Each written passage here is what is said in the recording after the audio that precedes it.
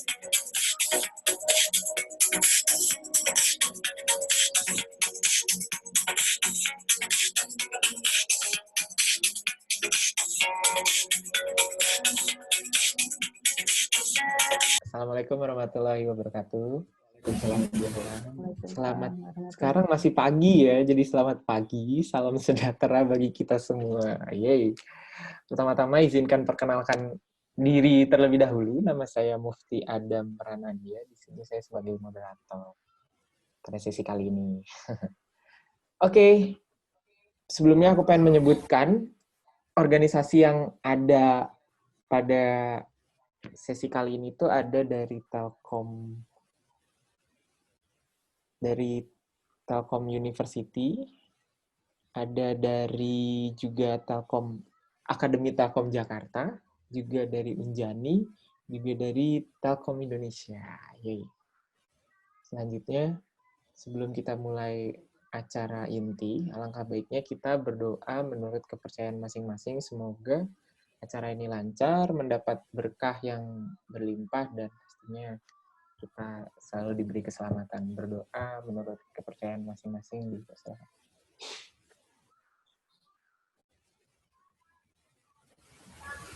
Oke, berdoa dapat dicukupkan. Oke, happy audience. Langsung aja ya, kita tampilkan dari tata cara untuk menanyakannya. Simple banget. Jadi nanti itu tanya jawab akan diadakan setelah sesi presentasi, terus sebelum sesi simulasi ya Mas. Terus caranya simple, nanti Ibu Bapak tinggal pencet raise hand. Nanti saya akan buka unmute-nya, jadi langsung bertanya aja. Feel free aja di sini, kayak nanyanya apapun berkaitan dengan IoT. Seperti itu. Nah, kali ini kita dibawakan oleh Mas yang luar biasa nih, asik. Masnya dari ITB nih, yoi. Masnya juga, beliau kerja di Inka kereta api. Nah, berikut aku pengen bacain CV-nya.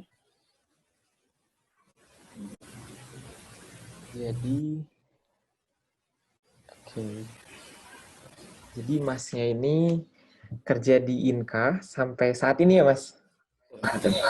Oke, terus pengalaman kuliahnya itu dari S1-nya Unpas ya, Pasundan. Terus beliau juga pernah menjadi juara umum ketiga pada kompetisi mobil listrik Indonesia 8 tingkat nasional pada 2016. 2015 juara umum kedua kompetisi mobil listrik juga Indonesia ke-7 ya Mas, tingkat nasional. Wow. Terus sekarang S2-nya di ITB Teknik Mesin jurusan produksi ya Mas. Oke, kemampuan beliau itu adalah CAD, yaitu CAD-nya SolidWorks, AutoCAD Inventor, dan drawing bisa juga, CorelDRAW sama Visio. Selanjutnya beliau bisa bahasa pemrograman, yaitu C Sharp, Basic, dan Python. Database-nya ada Microsoft SQL Server, MySQL, dan Firebase. Dan yang terakhir beliau bisa mekatronika. Langsung aja kita sambut Mas Maulana Yusuf Sarjana Teknik. Silahkan, Mas. Ya, slide udah kelihatan?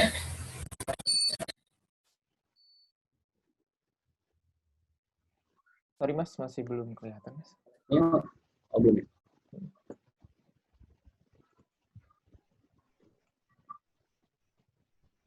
Belum terlihat.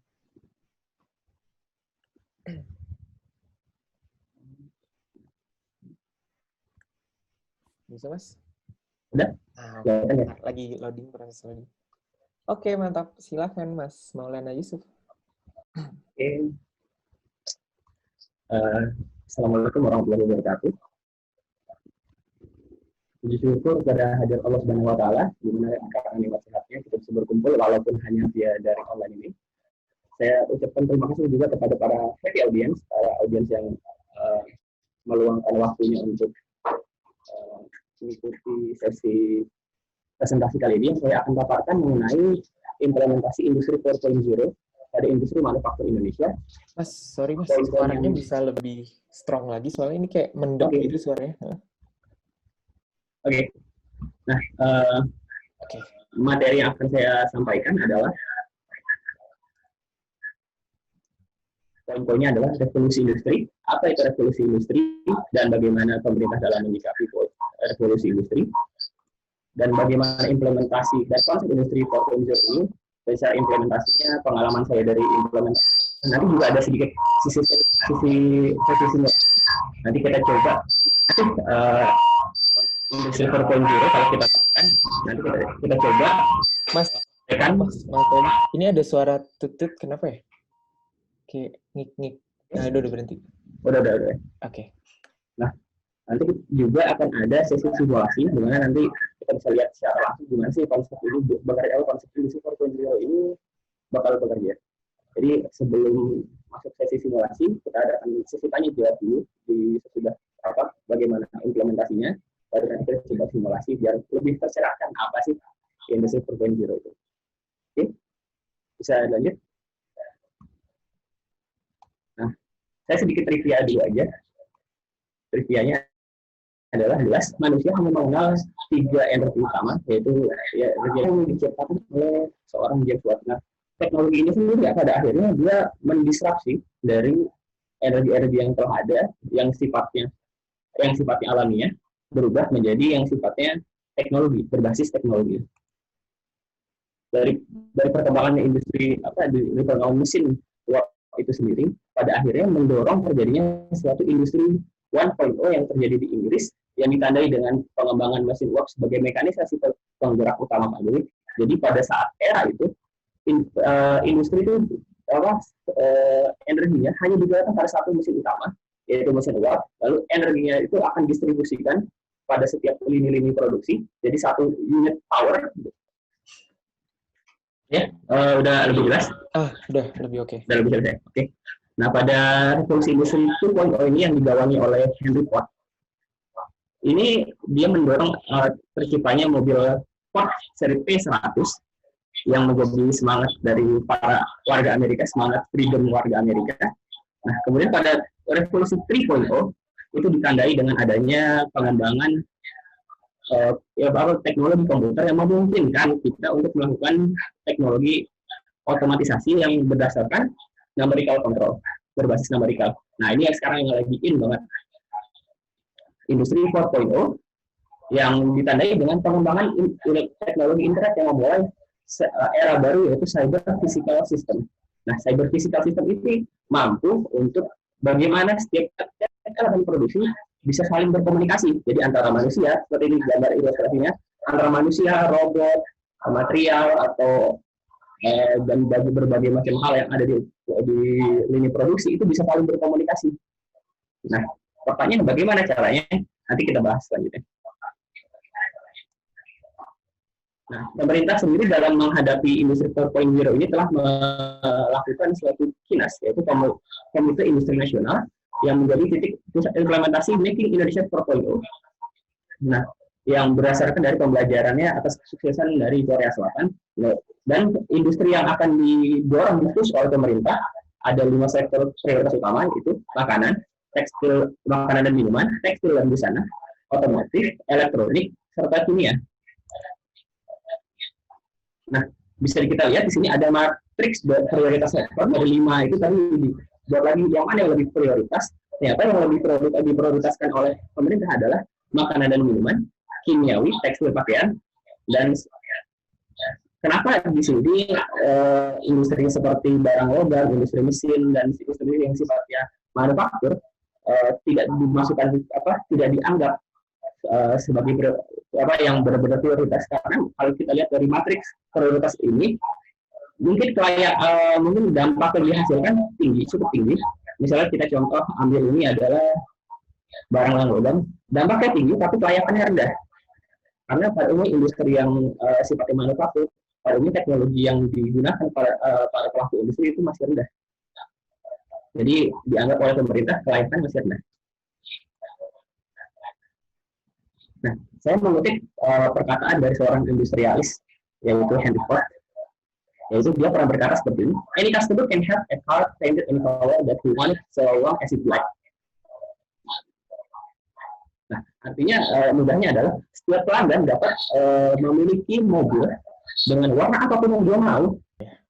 Nah, sebelum era 4.0 itu dikenal sistem manufaktur masih sifatnya fixed manufacturing system, yaitu dia sifatnya masih rigid, belum bisa beradaptasi dengan fleksibel terhadap perubahan. Yang dimaksud itu adalah contohnya seperti ini. Saya buat suatu ilustrasi mudah. Contohnya seperti ini. Ada suatu struktur produk, model struktur produk.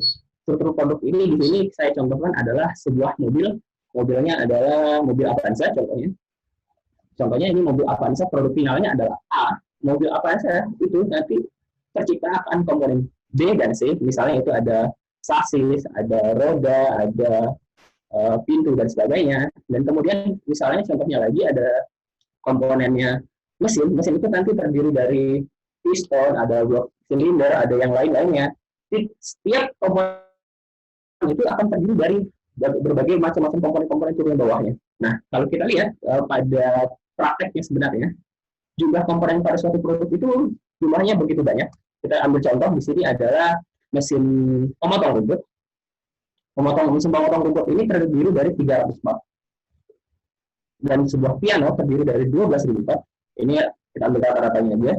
Sebuah mobil umumnya terdiri dari 15.000 watt. Dan pada sebuah pesawat terbang luar biasa 6 juta watt. Nah, hal ini mungkin bagaimana kalau misalnya yang memilihkan material, kan kalau kita ingin produksi produk, kita harus menyiapkan bahan bakunya dong, bahan bakunya apa, jumlahnya berapa, dan sebagainya. Tapi kalau jumlahnya sebegini banyak, bagaimana akan kita memutuskannya? Dan yang akan lebih sulit lagi bagaimana? Misalnya contohnya kita ambil kasus dari mobil itu kan nanti ada yang warna hitam, ada yang warna kuning, ada yang warnanya biru. Nanti juga dari mobil misal Avanza ini ada yang velgnya velg racing, misalnya ada yang velgnya kaleng, ada yang interior apa, interior yang berbeda-beda, itu sangat sulit. Contohnya misalnya seperti ini. Kalau misalnya saya pada pagi hari ingin memproduksi mobil warna merah, kemudian siang hari saya memproduksi warna kuning, dan kemudian sore hari saya ingin memproduksi warna yang lainnya. Nah, bagaimana sistem produksi itu bisa mengakomodasi hal tersebut? Hal itu tidak bisa dilakukan oleh pada era revolusi ini, hanya berpatokan pada otomatisasi, yaitu membuat mesin yang sifatnya otomatis, tapi tidak bisa membuat sistem yang dapat mengakomodir ini. Nah, pada konsep revolusi 4.0 itu memungkinkan untuk terjadinya sistem ini bisa nanti bisa berkolaborasi seperti yang saya sebutkan tadi, cyber physical system tadi. Nah, sebenarnya kita perlu tahu juga, berarti kan suatu sistem manufaktur itu harus bisa cerdas. Nah, kerangka umum dari suatu manufaktur cerdas adalah kita harus membuat semuanya smart. Kayak sekarang apa-apa ya smart ya. Semua elemen produksi itu harus cerdas. Seperti ada operator, ada material, ada komponen, ada workstation dan lainnya, itu harus cerdas. Bagaimana kita memberikan kecerdasan pada yang benda yang mati, contohnya. Itu kita harus membuat smart. Contohnya di sini ada smart design, ada smart machine, ada smart monitoring, smart control, ada smart scheduling. Nah, dari hasil smart yang saya sebutkan sebelumnya tadi, itu kita bisa mendapatkan berbagai macam informasi. Contohnya misalnya di sini ada real-time information sharing. Jadi kita tahu detik itu keadaan dari suatu pabrik, misalnya material A misalnya tersisa tinggal 100, sedangkan material B sisanya 50. Padahal kebutuhan akan material B itu adalah 100. Jadi kita sudah bisa siap-siap nih. Seperti kita harus material B sejumlah 50 lagi untuk memenuhi kekurangannya tersebut. Nah, hal itu dari real time information sharing itu dilakukan timbal balik, yaitu kolaboratif decision making. Jadi dari antara data sistem kemudian masuk ke kepada user seperti kita yang akan memutuskan. Berarti dengan keadaannya seperti ini, kita harus menyiapkan material yang B sejumlah banyak, contohnya seperti itu. Nah, kemudian kita coba mengenali sedikit lebih lanjut lagi, ada namanya cyber physical system yang sudah saya singgung sebelumnya. Cyber physical system ada juga yang menyebutnya cyber twin, ya banyak juga jenis, beberapa orang menyebutkan berbagai macam namanya. itu adalah bagaimana kita membuat suatu antara sistem, yaitu dunia fisik, antara dunia fisik dan dunia virtual. Jadi kita membuat model antara dunia fisik dan dunia virtual. Contohnya seperti ini. Ketika di pabrik ada operator, kita juga membuat model virtual seorang operator di model virtual. Jika di dunia nyata ada produk, kita juga buat model virtualnya sebuah produk itu seperti apa. Dan setiap ini juga misalnya kita ada mesin, kita juga buat bikin model mesin. Jika ada tool, kita bikin juga model tentang tool. Nah, setiap model itu antara dunia fisik dan dunia virtual itu bisa saling berinteraksi untuk mendapatkan decision making-nya. Nah, pertanyaannya adalah bagaimana membuat setiap elemen produksi itu menjadi cerdas, cara menghubungkan elemen produksi yang nyata dengan virtual. Nah, pada contohnya seperti ini, bagaimana kita memberikan suatu kecerdasan kepada palu, tang, obeng, dan sebagainya. Itu tentunya sangat sulit. Kalau kita misalnya membuat kecerdasan pada mesin, itu tentunya akan lebih mudah gitu dibandingkan pada hal-hal seperti ini. Padahal hal-hal seperti ini juga perlu antara model tool seperti ini juga harus bisa berinteraksi dengan kita gitu. Kita biar nanti bisa tahu, oh ternyata tool ini rusak, perlu diganti. Nah, pertanyaan berikutnya, jika semuanya harus diberikan kecerdasan, itu tentunya akan menjadi sangat mahal kalau semua elemen produksi itu kita berikan pengendali untuk memberikan kecerdasan. Nah, dalam stagingnya itu sendiri, dari arsitektur cyber physical system itu ada 5 tahap koneksi. Nah, ada 5 tahap. Jadi dalam menerapkan industri 4.0 itu ada 5 tahap. Yang pertama adalah level koneksi, level paling rendah, yaitu pertama kita menambahkan sensor atau perangkat komunikasi nirkabel kepada setiap umumnya pada setiap elemen produksi, sehingga nanti antara komponen fisikal dengan komponen virtual itu bisa lebih berhubungan. Kemudian di level konversi kita akan menganalisis data yang sudah didapatkan dari level koneksi sehingga menghasilkan informasi yang berguna. Nah, di level cyber itu kita dapatkan pusat, jadi suatu pusat informasi dan kendali seluruh jaringan via cyber physical system. Nah, ini yang udah lebih canggih. Ada yang menggabungkannya level kognisi dan level konfigurasi, yaitu di level kognisi itu dia memberikan pertimbangan kepada user, seperti yang saya bilang tadi, misalnya komponen B jumlahnya 50, padahal dia butuhnya 100, dia akan memberikan saran kepada operator, oh seperti kita harus memesan 50 lagi dengan jumlahnya 50, dan bagusnya kita memesannya tanggal sekian agar tidak terjadi keterlambatan. Nah, ada juga yang di level konfigurasi, ada yang menambahkan seperti ini, dia tuh tidak langsung, tidak ke operatornya langsung, tapi dia dari data yang sudah ada, dia langsung melakukan autonomous decision making dan memberikan umpan balik dari dunia virtual ke dunia fisik, kayak gitu.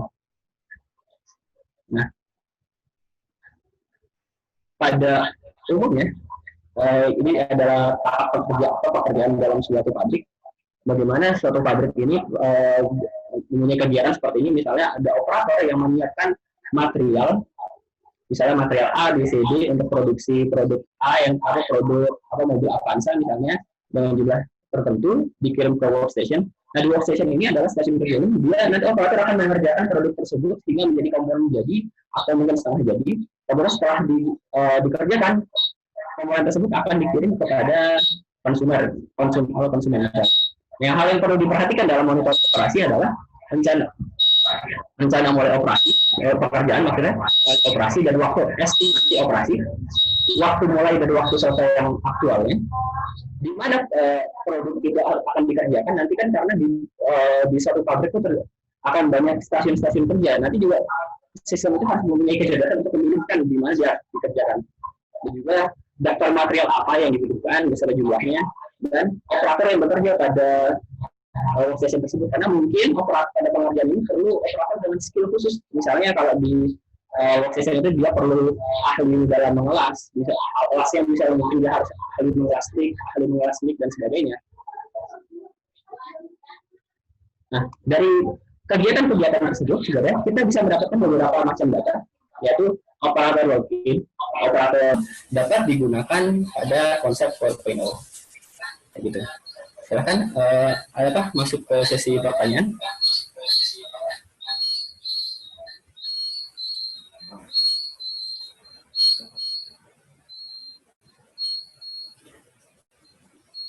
Ya, ada yang ingin bertanya?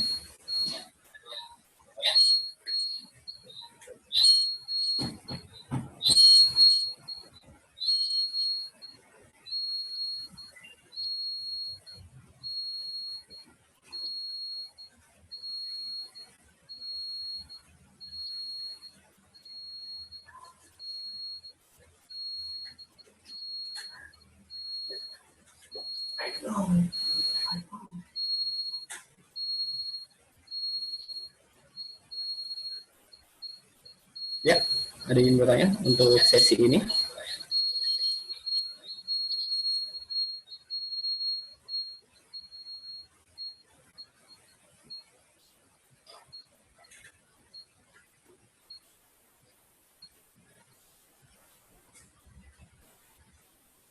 Mungkin kalau tidak ada, untuk sebenarnya kita langsung aja masuk ke simulasi.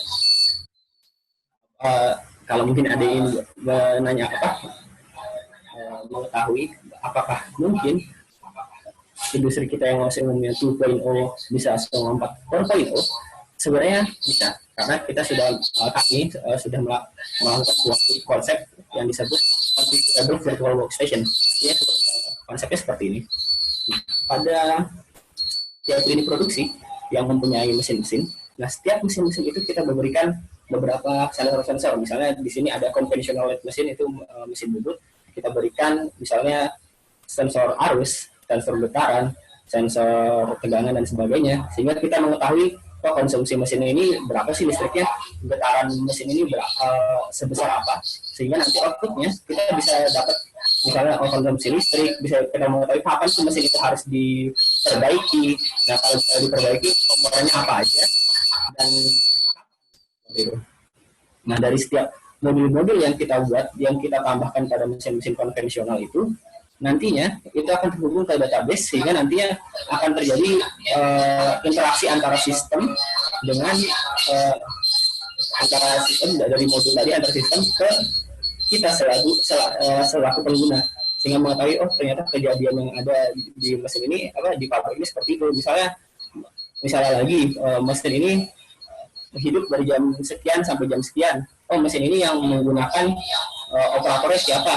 Karena mungkin mesin itu hanya boleh digunakan oleh operator-operator tertentu saja. Nah, setiap configurable virtual workstation atau kita singkat CVWS akan mempunyai pengendali plus modul-modul dengan fungsi tertentu yang dapat dikonfigurasi tergantung pada kondisinya. Nah, semua configurable virtual workstation akan akses database yang sama secara transparan dari manapun lokasinya. Oke, kita coba aja simulasinya.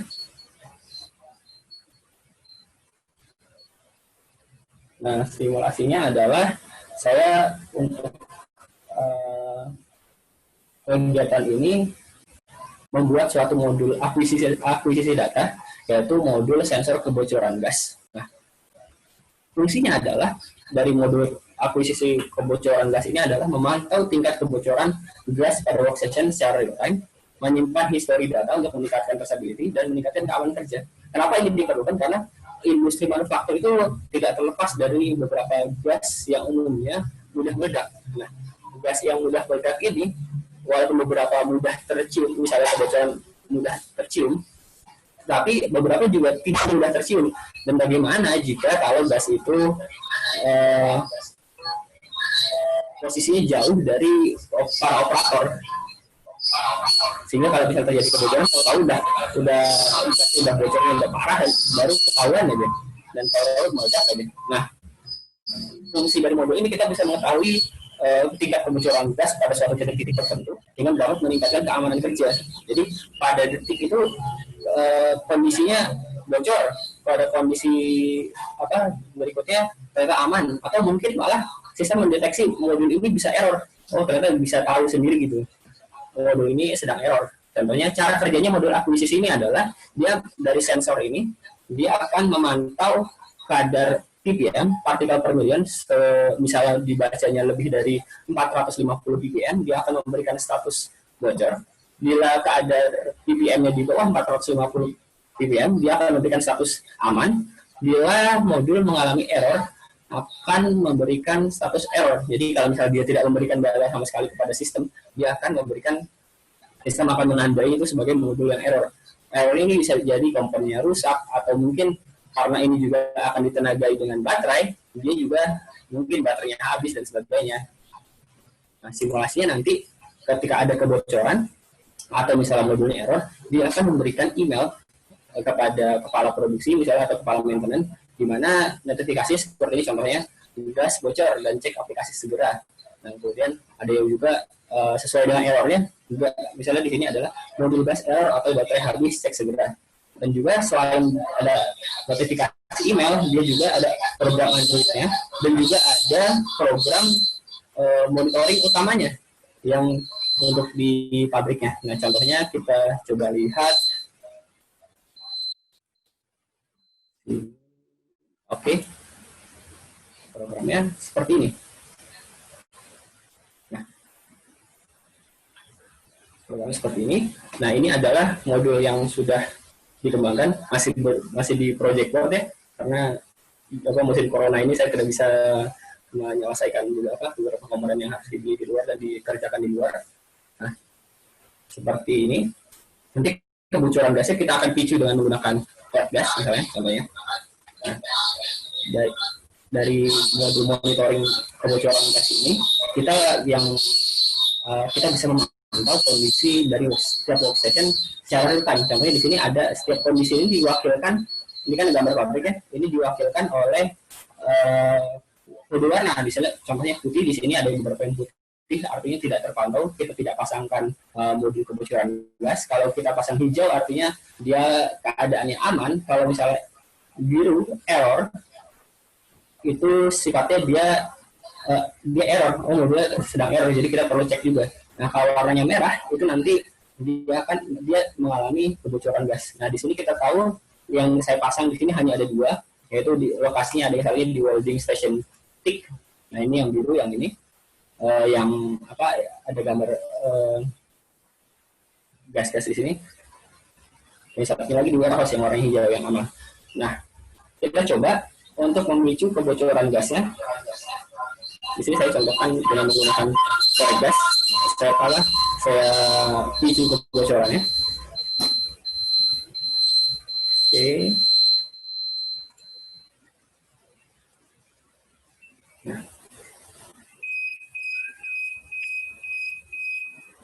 Nah, status dari sistem dia langsung memberikan status kebocoran terhadap sistem. Nah, kemudian sistem juga mengenerate email kepada HP saya. Contohnya di sini mungkin tidak kelihatan. Jadi di HP saya notifikasi masuk. Mungkin kelihatan. Dan juga ketika selain di modul monitoring utama, kita juga bisa melihat informasinya secara langsung dari aplikasi Android, contohnya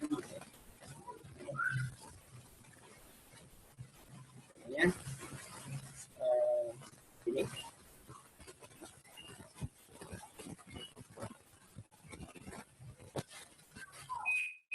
Nah, ini mungkin kurang kelihatan. Dia sudah tertampil data-data kebocoran gasnya di sini. Modulnya yang mana yang bocor, berapa kebocoran gasnya juga. Dan misalnya kalau modulnya saya matikan saya cabut powernya. Nah, bila sistem tidak menerima data selama waktu tertentu, dia akan menandai seperti modul yang atasnya, yang E3C272 ini kan error. Nanti juga modul yang bawah ini yang E3C05F ini juga akan mengalami error. Silahkan, ada yang bertanya? Sambung ke moderator.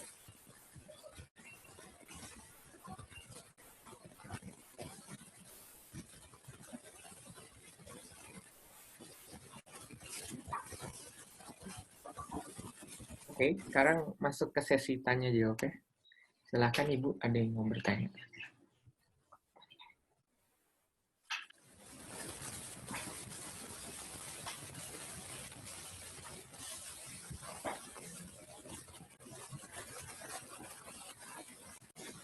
Oke.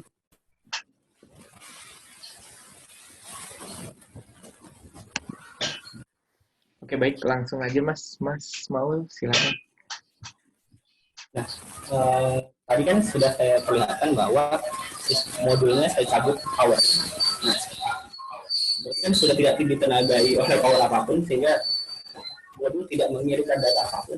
Seperti kita lihat sekarang, dua-duanya modul mengalami error. Ini error emang bikin aja, jadi kita tahu, oh modul ini error, mungkin error karena apa? Oh, ternyata power baterainya habis. Nah, misalnya kalau saya pasang ini power ke modul,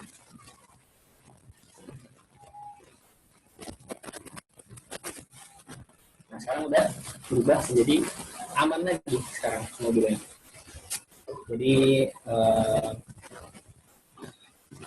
kondisinya bisa langsung pada saat itu juga real time, kita tahu kondisi dari workstation itu seperti itu.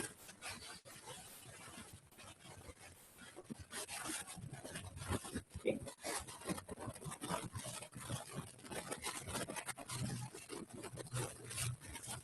Sekarang ada yang ingin bertanya, mungkin ingin menambahkan atau ingin saya memberikan ingin masukan juga, dipersilakan.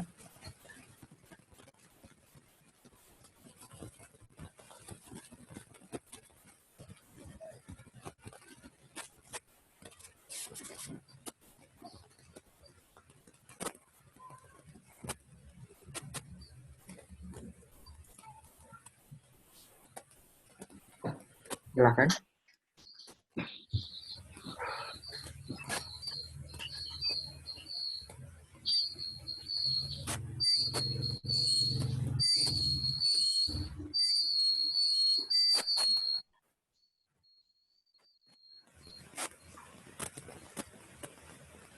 Mas, kayaknya sorry Mas, itu handphone nyala atau apa gitu ya? Feedback kayak ada dua mikrofon dalam satu tempat gitu, jadi apa ya? Ada suara nya gitu. Oh, oke. Kayaknya masih gitu. Ada sih dikit tuh.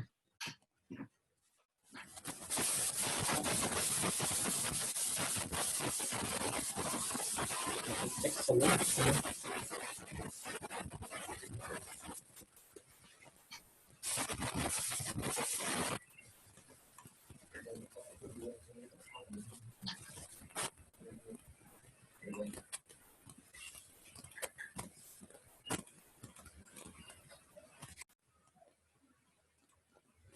Ya, udah kurang noise-nya mungkin. Oh iya, udah lumayan. Bahkan ada yang ingin bertanya, karena konsep 4.0 sendiri kita juga masih bisa cukup luas untuk menerapkan apa sih konsep yang cocok buat di Indonesia itu sendiri, karena kondisi kita tentunya berbeda dengan kondisi dari lagi Mas.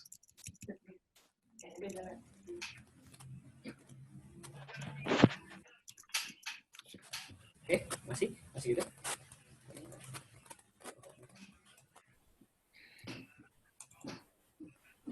Dah, lumayan. Ya. Halo. Ya, halo. Ya. Ya, mungkin ini saya mau bertanya aja sedikit, Mas. Itu tadi kan terkait dengan ini ya, simulasi ini kebocoran gas ya. Tadi standarnya gas itu dinyatakan bocor, itu ada standar ininya nggak sih gitu? Sensornya ngebacanya gimana gitu, berdasarkan standarnya siapa gitu ya. Nah, kemudian yang berikutnya, saya nggak tahu kalau di manufaktur itu seperti apa. Ya, kalau misalnya yang saya tahu yang di IoT yang di smart home misalnya ya, selain mendeteksi juga ada tindak lanjutnya, misalnya untuk lampu belum dimatikan, kita bisa matikan lampu dari handphone gitu ya. Nah, kalau manufaktur itu kira-kira seperti apa? Itu Mas, ya mungkin itu. Nah, pada konsepnya misalnya yang tadi di pertanyaan pertama, itu bagaimana sih standarnya? Misalnya tadi kan saya sebutkan 450 partikel per billion ppm.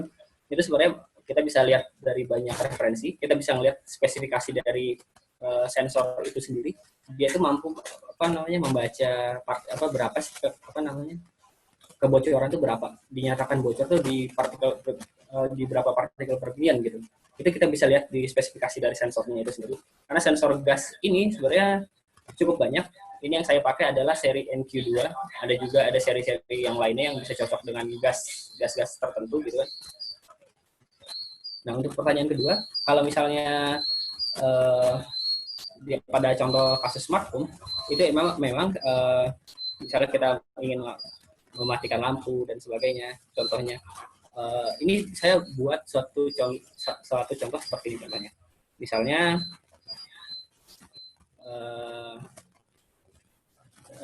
saya memang ada berencana untuk membuat suatu mesin penetas telur yang cerdas. Contohnya seperti ini.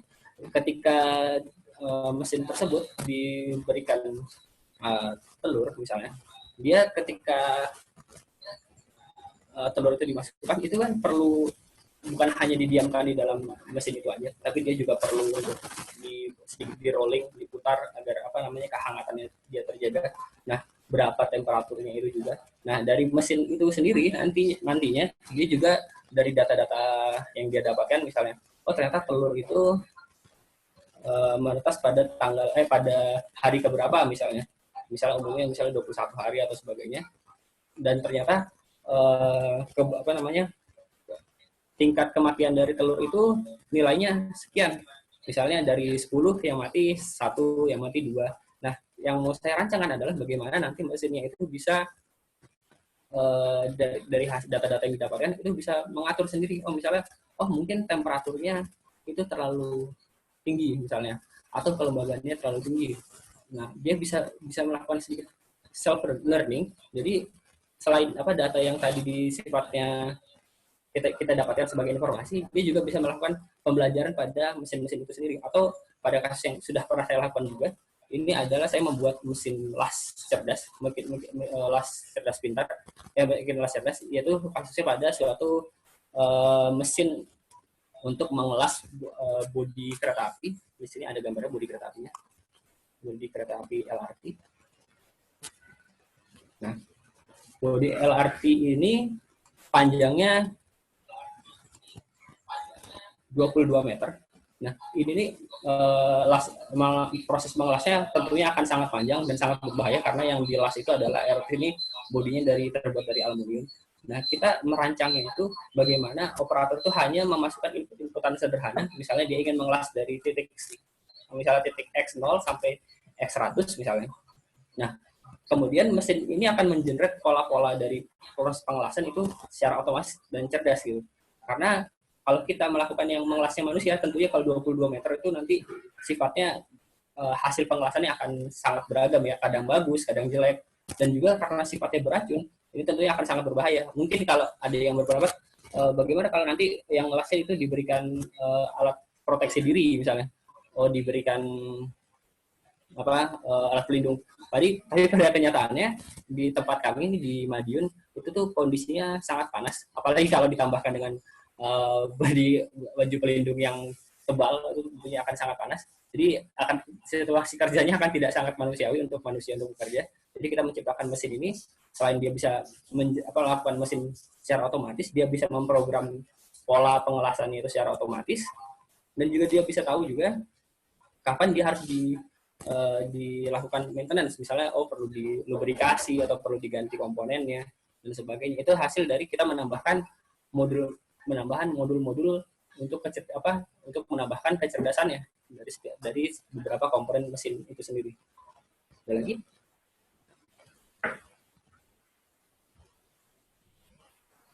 Silakan Bapak Ibu, ada yang mau bertanya lagi. Bagaimana Ibu Adik barusan? Apakah sudah terjawab? Atau masih ada yang kurang? Sudah terjawab, tapi mungkin ini satu lagi pertanyaan, boleh? Boleh. Untuk KAI, untuk KAI gitu ya. Kan ini sudah era 4.0 gitu ya. Kenapa sih palang pintunya masih manual? Oh iya. Oke. Sebenarnya saya ini bekerja bukan di KAI, tapi di PT Inka. Jadi kita di produksi kereta api. Jadi yang memproduksi. Kayaknya ada something mikrofon yang masih pakai 2 device gitu ya? Iya, ada beberapa, ada device yang agak jauh dari. buat ngecek aja. Nah, jadi yang saya bekerja ini adalah di PT kereta api, PT industri kereta api yang memproduksi kereta apinya. Jadi yang kita jual kepada, jadi antara PT kereta api Inka industri kereta api dengan PT KAI itu istilahnya sebagai supply konsumen. Jadi PT Inka itu memproduksi kereta, PT kereta api yang memproduksi yang menjalankan keretanya. Nah, untuk kasus palang pintu itu mungkin belum mencapai ya di bidang mungkin dari pihak PT KAI-nya belum menerapkan hal seperti otomatisasi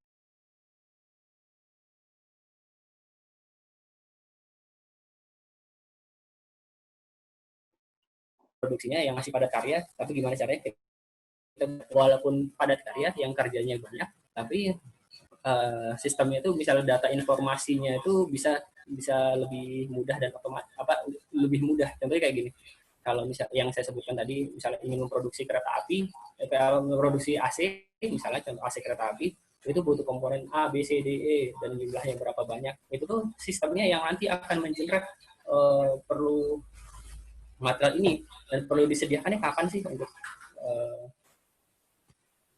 dari pesanan tersebut dan berapa banyak.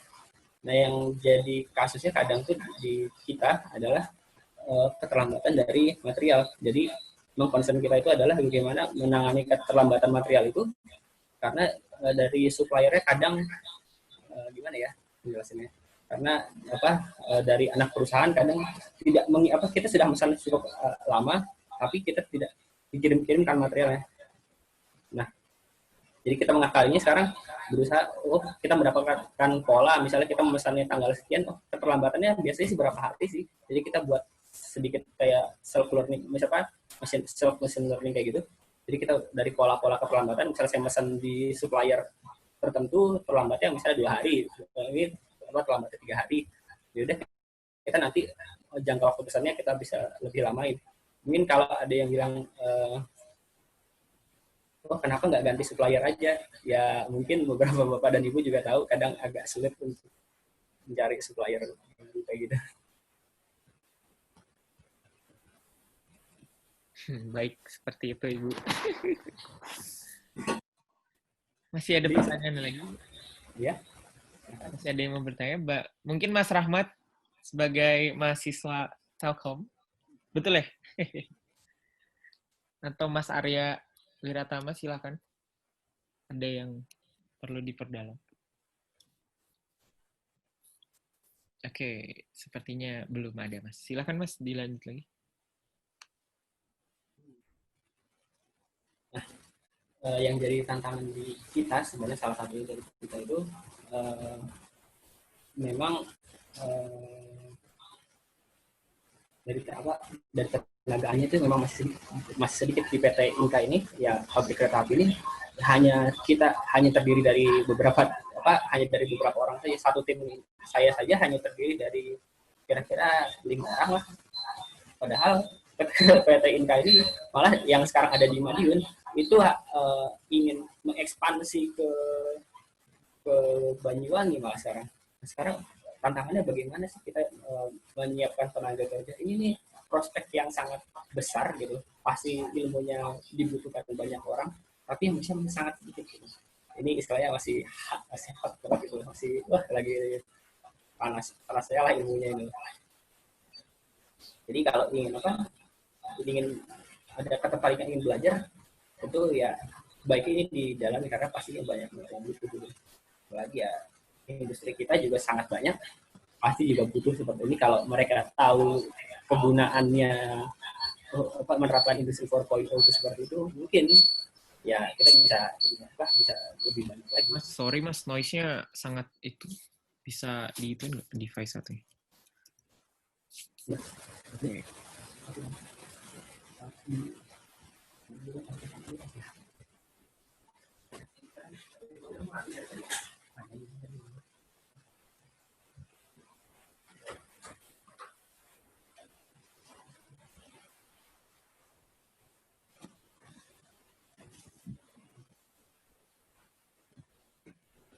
Ada lagi ingin bertanya?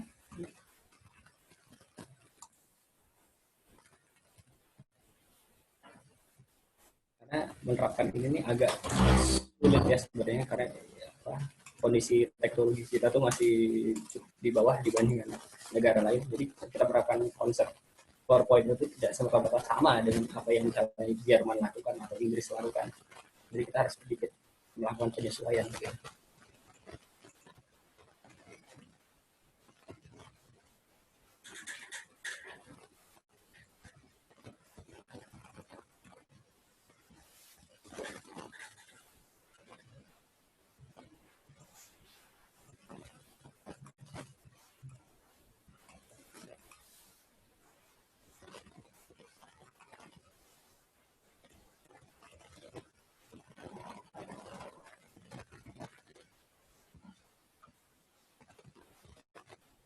Maka ada yang bertanya lagi?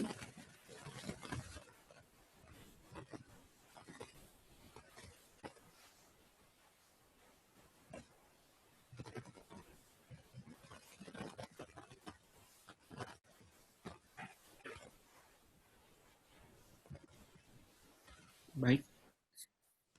Ada yang mau bertanya, Bapak Ibu? Mengenai IoT ya, Mas? Boleh tentang IoT juga. Saya juga Masnya emang memperdalam apa aja, Mas, selain IoT, Mas? Ya. Siapa tahu Sekarang, siapa tahu saya sekarang. Oh iya. Tesis saya sekarang ini itu mengembangkan semacam kecerdasan buatan mesin learning buat yang saya sebutkan tadi, misalnya keterlambatan material, karena ini masih jadi concern utama kami. Dari supplier itu masih sering terlambat, padahal ya kalau misalnya gampangnya kita tinggal ganti supplier, ternyata tidak semudah itu. Saya jadi berusaha untuk membuat mesin learning yang kalau misalnya dengan pola keterlambatan tertentu itu saya bisa memperkirakan gitu. Misalnya perlambatan 2 hari, udah kita pesan 2 hari lebih cepat dari sebelumnya gitu. Nah, kalau misalnya kita nggak punya data kan, tentu nggak bisa melakukan seperti itu. Kita tidak bisa melakukan forecasting, perkiraan kapan sih kita harus pesan mesin material itu. Nah, dengan industri 4.0 itu sebenarnya yang ditekankan adalah penggunaan data. Saya berusaha untuk menerapkan ini di PT Inka agar ya industri kita bisa lebih bersaing lah tentunya. Karena memang PT Inka sekarang juga sudah bisa mengirimkan keretanya ke Bangladesh, ke India. Mungkin kalau pernah ada yang lihat film-film India atau film-film India, kok keretanya mirip sih? Ya karena memang keretanya dari Indonesia. Makanya bentuknya mirip. Ya memang karena dari Indonesia gitu kereta-kereta kita ini. Jadi kereta-kereta sudah cukup dilirik. Oke, baik, Mas. Berarti problem saat ini yang paling besar itu adalah dari suppliernya sendiri ya? Ya, betul. Ya, banyak lah ya. Oke, kira-kira, Mas, ada solusi gitu? Maksudku, ini kan emang benar-benar supplier. Indonesia sendiri belum punya hardware-nya itu sendiri ya, Mas? Oh iya, gini. Yang saya pahami adalah teknologi itu adalah sebuah produk budaya. Produk budaya itu kayak gini.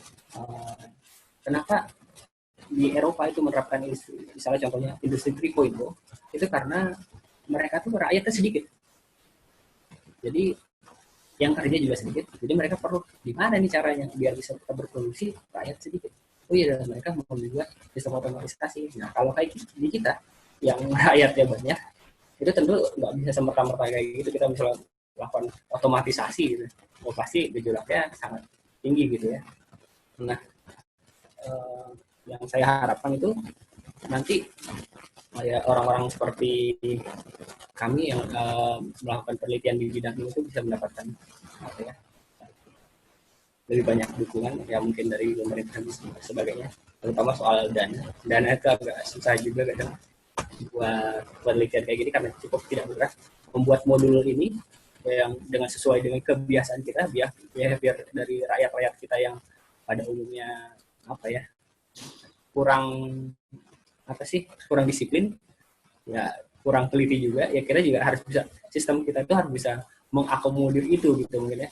Kalau mungkin di Jerman itu tidak terpikirkan karena mereka rakyat yang mungkin lebih teliti dan disiplin ya, kalau kita ya mungkin kita harus bisa mengakomodasi itu, karena yang saya rasakan karena pola kita seperti ya kita harus mencocokkan budaya kita juga gitu bikin sistem seperti ini, karena akan lebih baik kalau kita bikin sistem ya cocok dengan budaya kerja kita.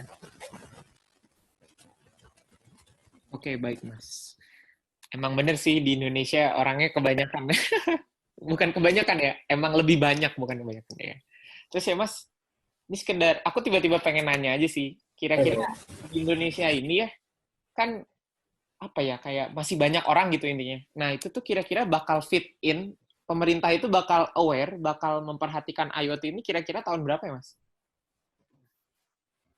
Kalau sebenarnya aware itu sudah mulai dari sekarang, dibuktikan dengan pemerintah Indonesia tuh mau melakukan konsep Making Indonesia 4.0. Mungkin sudah beberapa rekan-rekan yang sudah mendengar ini.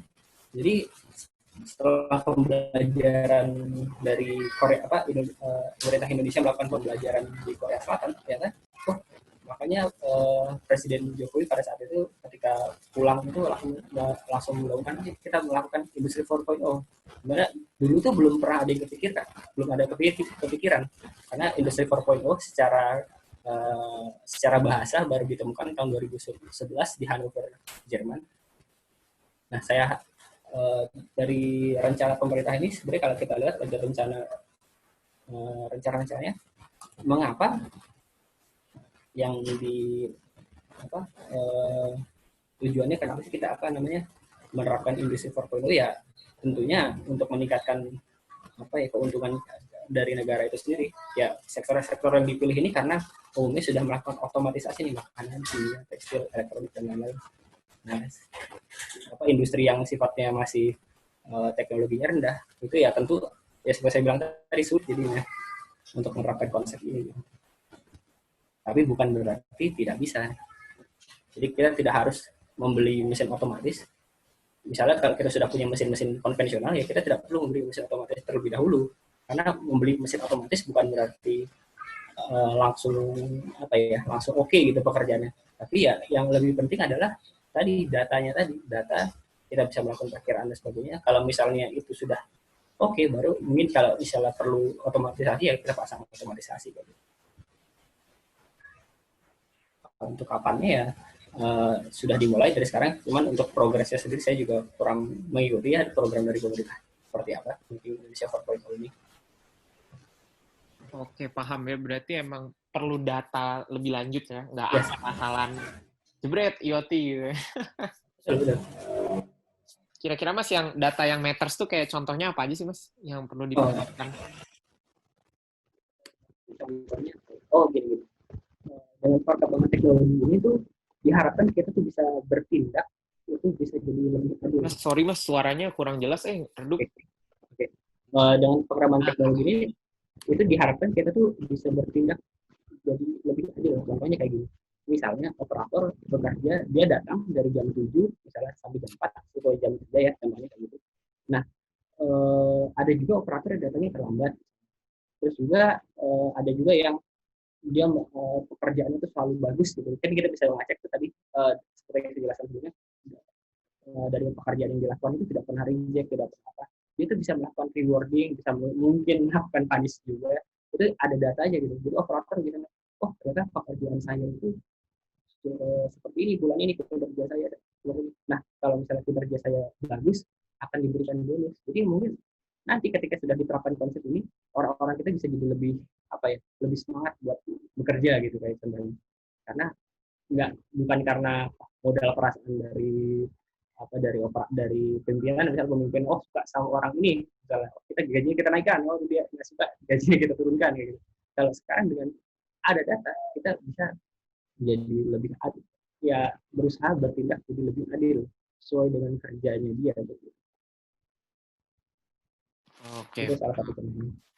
Gitu Mas.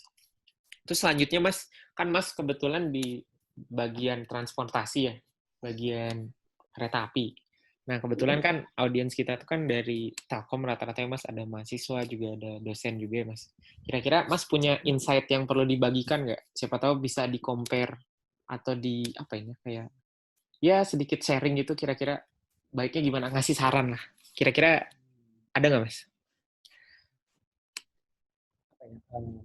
Kalau saran mungkin sedikit insight dari saya kayaknya sekarang ini orang-orang kita ini sangat senang sama apa-apa yang berlabelkan smart, contohnya smart band, smartwatch,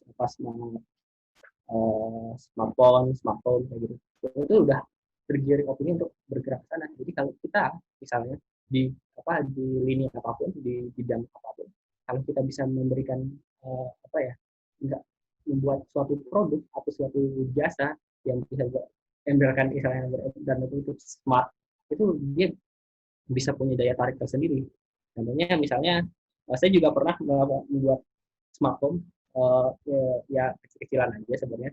Itu saya pasangkan saya kan kebetulan kosnya di Bandung. Jadi di kamar kos saya itu saya pasangkan suatu sensor di mana sensornya itu bisa saya fungsi untuk mematikan lampu, untuk mengunci pintu. Bisa lebih jelas lagi, sorry Mas. Oke.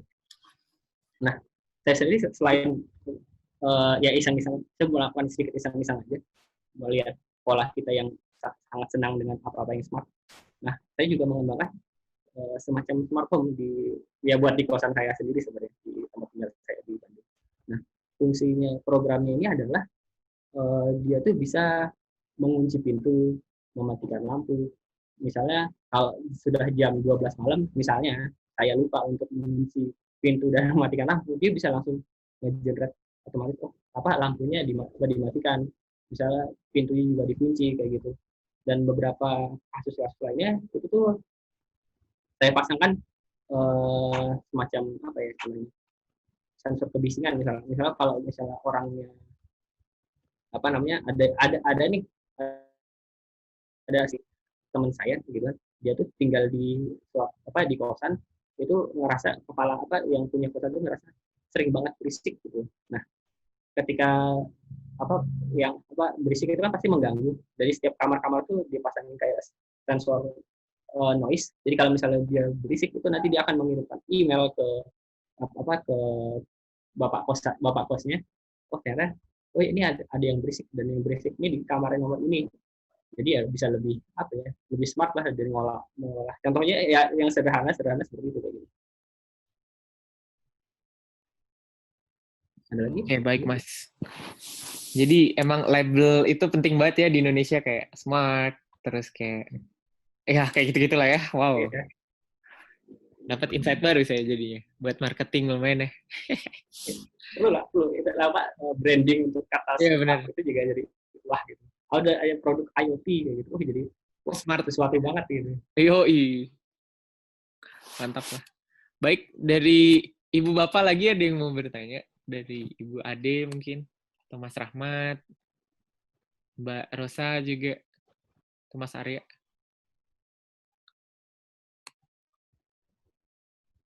Oke, sepertinya sudah tidak ada pertanyaan ya.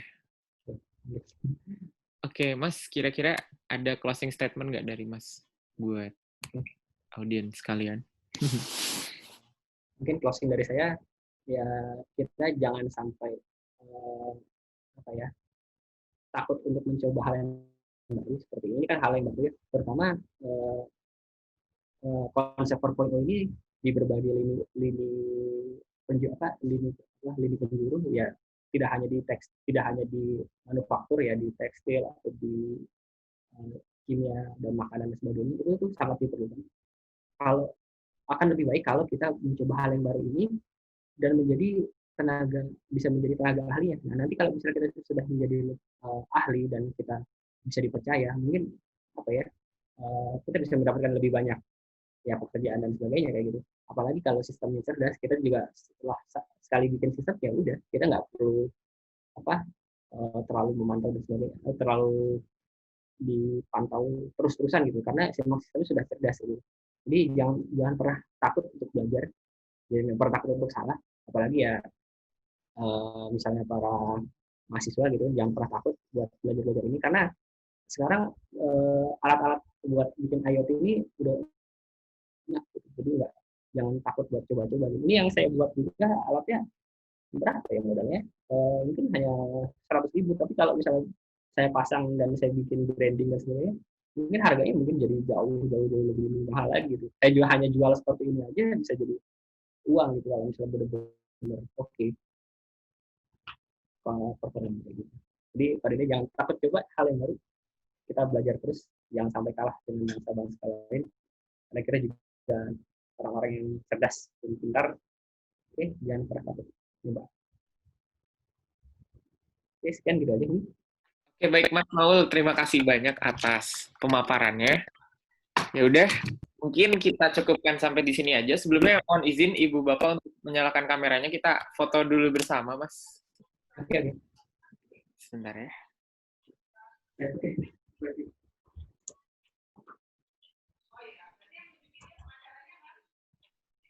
Boleh tolong dinyalakan Ibu Ade, Mas Arya. Halo Ibu, iya ketemu lagi. Halo Mas ya. Kira-kira Ibu tanggapan dari Ibu gimana? Apa nih? Tanggapan apa nih? Ini Ini Ibu kan kebetulan sebagai dosen ya, betul ya Bu? Iya. Aduh, ada dosen. Iya nih, wow dosen. Halo Mas Arya. Ya, silakan Bu. Mau ngasih tanggapan gitu? Tanggapan untuk apa nih, kegiatan ini atau kegiatan ini dan juga IoT yang jadi Ibu dapat insight apa gitu? Oh ya, ya saya sendiri sebenarnya sedang tertarik sama IoT ya. Kebetulan saya di bidang network kalau saya itu. Nah, jadi mungkin mau ya belok juga ke bidang IoT gitu. Tadi saya mau nanya juga untuk IoT ini untuk apa namanya, kira-kira apa sih yang harus kita pelajari gitu? Apa mulai dari bahasa pemrogramannya, kemudian apa itu proses pembuatannya sendiri, atau mungkin sampai ke database-nya kah? Perlu sampai ke sana atau bagaimana? Gitu. Jadi nanya lagi nih. Nggak apa-apa. Nggak apa-apa, kita feeling free aja. Ya. Sambil kamu murid. Iya. Sebenarnya kalau bahas, saya terus gimana ya? Buat bagi saya sendiri, bahasa pemrograman yang perlu dipelajari sekarang itu tuh yang lagi in dan akan banyak dipakai untuk di masa depan itu, yang saya lihat itu adalah program Python. Karena betul Python itu bahasanya kalau menurut mudah, terus strukturnya juga gampang gitu kan. Kalau dibandingkan dengan bahasa C itu yang umumnya masih pakai kurung-kurung yang terlalu banyak gitu kan, jadi terlalu ribet. Kalau Python itu kita tinggal bahasanya jadi lebih mudah ya, lebih dekat lah dengan bahasa kita. Kita misalnya melakukan berbagai membuat fungsi-fungsi lebih mudah, dan juga bahasa C juga sudah mendukung OOP, Object Oriented Programming, gitu, pemrograman berbasis objek.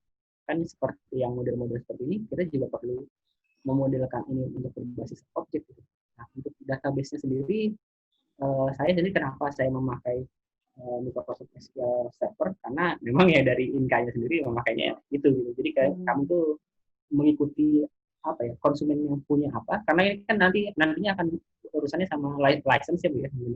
Jadi kita juga harus ngikutin itu ya, dari konsumen kita punyanya license-nya untuk apa, ya kita ngikutin itu aja gitu.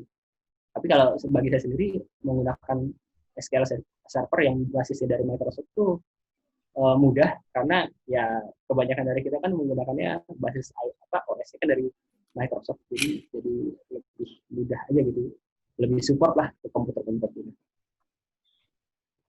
Mungkin ada yang lewat. Seperti itu Ibu Ade. Ya, terima kasih. Iya.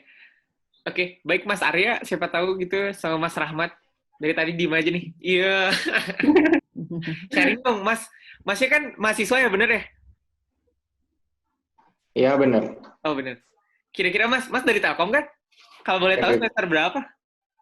Udah semester akhir sih, Mas. Widih, ngeri banget. Jurusan apa, Mas? Teknik elektro. Wah, elektro. Apa nih project akhirnya nih? Boleh sering-sering. Boleh. Mungkin curhat. Saya terima sambil kita ngisi uang. Mungkin ada projectnya yang perlu insight baru, bisa saya tambahkan. Kalau untuk project akhir sih, Mas, ya implementasi protokol OPC dari Raspi ke PLC. Oh, iya. Pakai Raspi versi berapa ya? Kalau yang saat ini masih pakai yang masih versi Raspi 3B+. Oh, B+, ya. Nah, sebenarnya sempat mau nyoba yang Raspi terbaru, tapi takutnya masih banyak errornya nanti gitu kan. Soalnya masih baru banget kemarin. Ya, Jadinya masih pakai yang 3 dulu dah.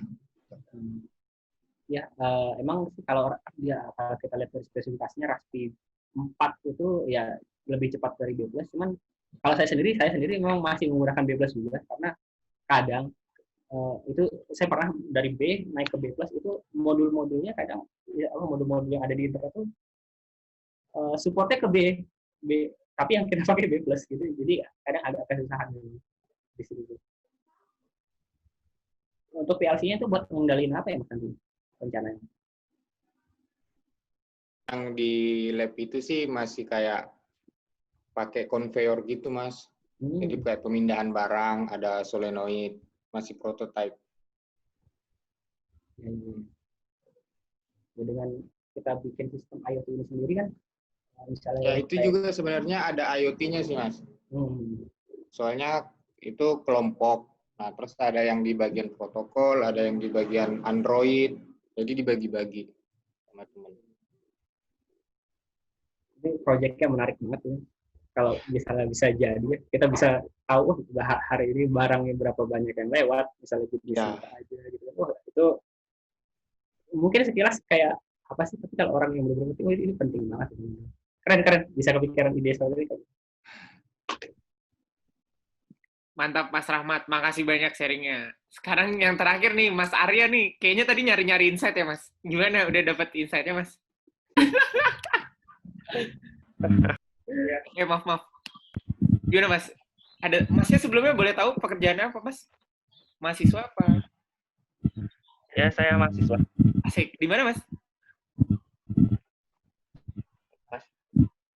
Maaf, di mana Mas? Teli. Di STDI, Imam Syafi'i. Di mana itu? Kalau boleh tahu Mas? Di Jember. Oh, Jember. Oke, baik. Gimana Mas? Menurut Mas, ada dapat insight baru atau masih semester akhir juga? Enggak, masih awal. Masih awal? Oh, semester 4-an lah ya. Malu sepertinya memalu. Kira-kira ada yang mau di-sharingin gitu Mas? Sekedar sepatah dua patah gitu. Dapat insight maybe atau Masnya punya, wah kayaknya fokus di apa? Di IoT atau gimana Mas?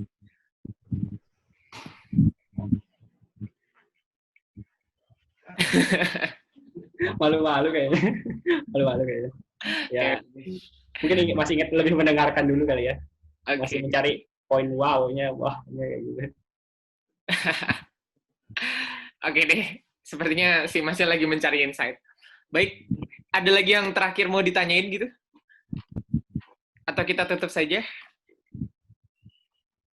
Oke, baik. Sepertinya sudah tidak ada pertanyaan yang paling terakhir. Iya. Baik, langsung aja kita tutup. Aku pengen mengucapkan banyak-banyak terima kasih dari tim Digi Live Solusindo atas kehadirannya. Semoga Ibu Bapak sekalian sehat selalu, Mas Maul juga sehat selalu. Stay safe, jangan lupa.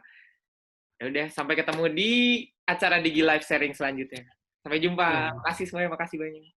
Ya, sama-sama. Iya. Mari izin pamit.